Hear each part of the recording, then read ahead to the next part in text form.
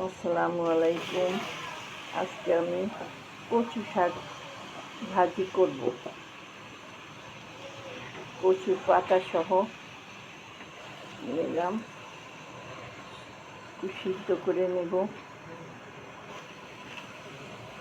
দিয়ে দিব একটু কাঁচা রসুন, তারপরে দিয়ে দিব কাঁচামরিচ,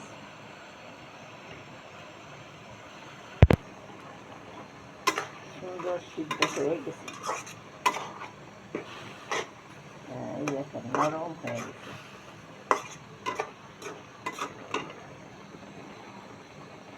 সবুজ রং আছে, কত সুন্দর সিদ্ধ হয়েছে।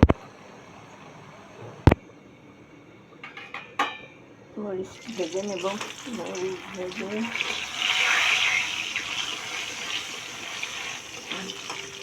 তারপরে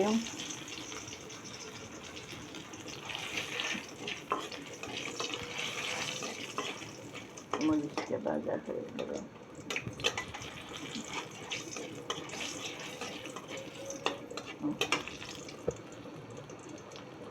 আর একটু রসুন দিলাম,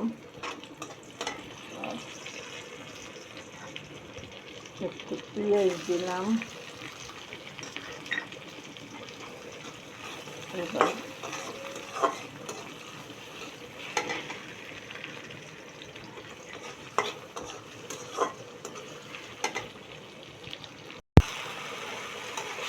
হয়ে গেল আমার কচু শাক ভাজা। কেমন হয়েছে বলবেন।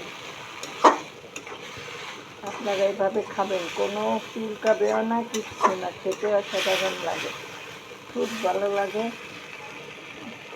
খাবেন এভাবে। হয়ে গেল আমার কচু শাক রান্না। কেমন হয়েছে বলবেন। ভালো থাকেন, সুস্থ থাকেন। আল্লাহ হাফেজ।